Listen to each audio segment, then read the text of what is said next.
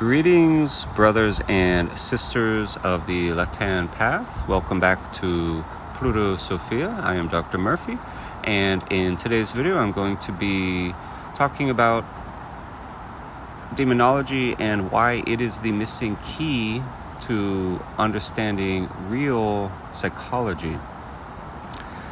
Demonology has been around for hundreds of years. It is a staple of Catholicism, a Christian religion of the right-hand path. It is a legitimate subject that priests of the Catholic religion study and also put into practice, because priests who specialize and focus their studies upon demonology can actually become exorcists, and they actually are pragmatic about it. They put it to use and they put it into practice, and they go out and they perform exorcisms and deal with people that they believe to be possessed. Now, if you are outside of this Catholic religion, demonology is probably just something that you view as a superstition and nothing more than that. However, getting back to the roots of it, demonology has been around for even much longer than Catholicism has, even than Christianity has. And it's not something to dismiss outright. Do not throw out the baby with the bathwater, as they say, right? It is a lost metaphysical psychology. Demonology is an ancient system of understanding the mind, how the brain works, to understanding the psyche and consciousness and the subconscious and unconscious mind through archetypes, energies, symbols, forces. Modern psychology has forgotten its roots. Now, long before Dr. Sigmund Freud discovered the unconscious mind, way before Dr. Carl Jung mapped out the archetypes of this unconscious mind, our ancient human ancestors already knew all about the mind. They understood the soul, and they knew that it was not simple. They understood the mind. They knew that it was filled with voices. And they were aware of that some of these voices had names, and they called them demons. Now, demonology, by whatever name it used to go by in whatever language, it was the first psychology. Demonology was never just about possessions or exorcisms. It was always a symbolic system and a kind of ancient taxonomy for categorizing and understanding inner forces, inner energies. It was a way of compartmentalizing our minds.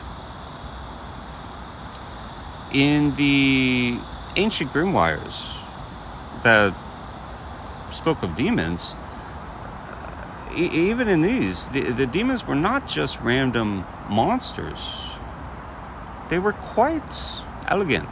They had precise titles, statuses, functions. They had their own symbols and demonic ends and sigils even.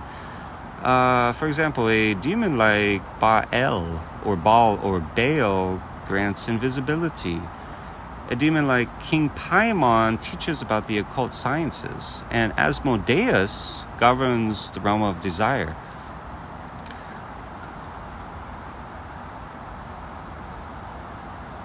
And so let's analyze this even further and try to be more precise about it. So, what are we talking about here? Are these spirits, energies, deities, symbols, archetypes?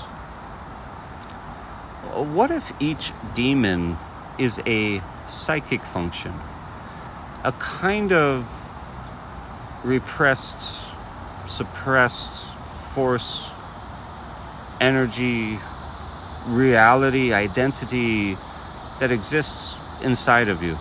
What if something like the Goetia isn't a spell book, but rather a map of the unconscious mind? Dr. Carl Jung spoke of the shadow. Now, he was a psychoanalyst that worked alongside Dr. Freud. Of course, they had a falling out and went their own ways.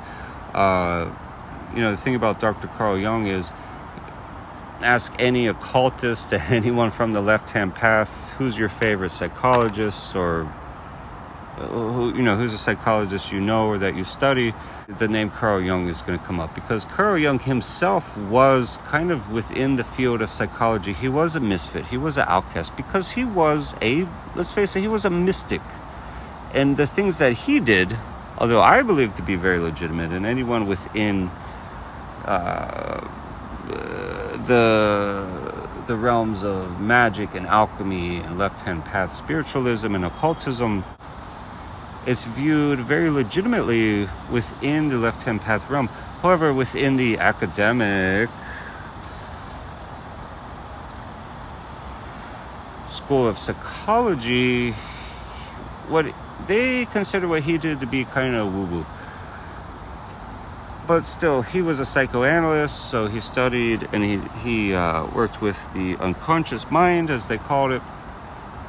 And he delved further into the shadow and the collective unconscious and these things. But, he was focused, just like all of the psychoanalysts were, with those parts of ourselves that we suppress and reject and deny and that we hide from and that we are fearful of. What we would call the shadow in the left-hand path. And Dr. Jung said that until you make the unconscious conscious, it will rule your life and you will call it fate. Now, let us return back to those grimoires that I mentioned just a bit ago.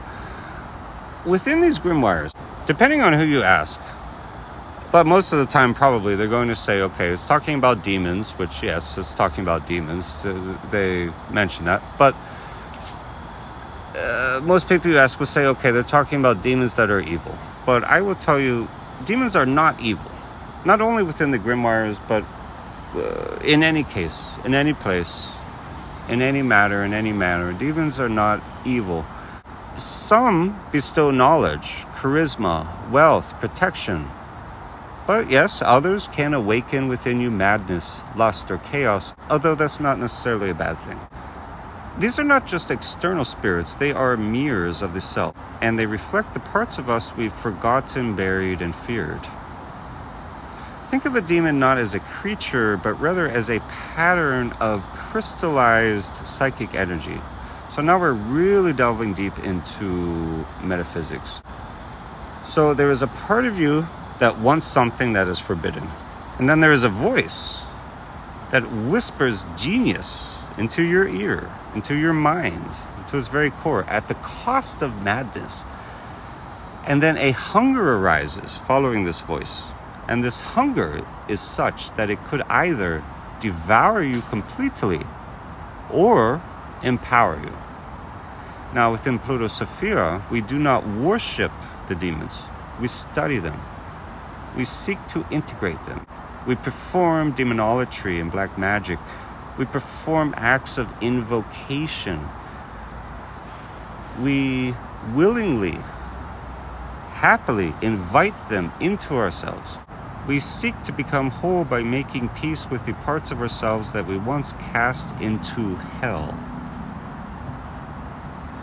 Let us take a look at one particular demon, Asmodeus. He is the demon of lust, the demon of obsession. Asmodeus can grant us access to forbidden pleasure. Now, within psychology, this is the id, our pleasure-seeking drive. In religion, they would call this sin.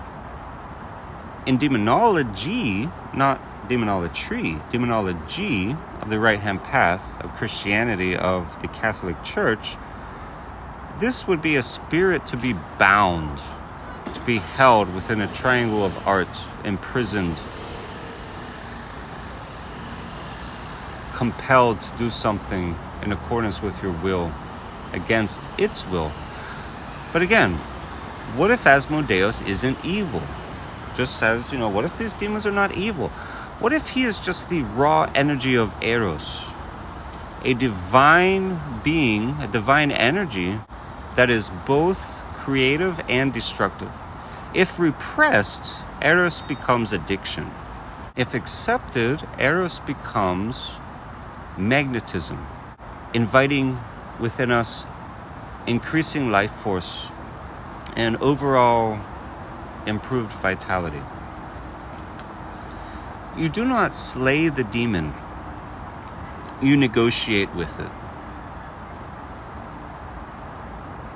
You enter into business dealings with it. The word daimon in Greek, in the ancient Greek, meant a divine spirit, and only later did Christianity make all of the demons evil. But something was lost in that translation. For when we fear our own darkness, we become slaves to it. When we deny the demon, only then can it possess us from the shadows. But when we name it and go beyond the naming of it, when we study it and go beyond studying it, when we try to apply that knowledge and we go beyond that in the attempt to integrate it through demonology and invocation, then we can reclaim our sovereignty. Coming back again to what I said earlier at the beginning of this video, demonology is not superstition. It is esoteric psychology. It is the metaphysical science of apotheosis.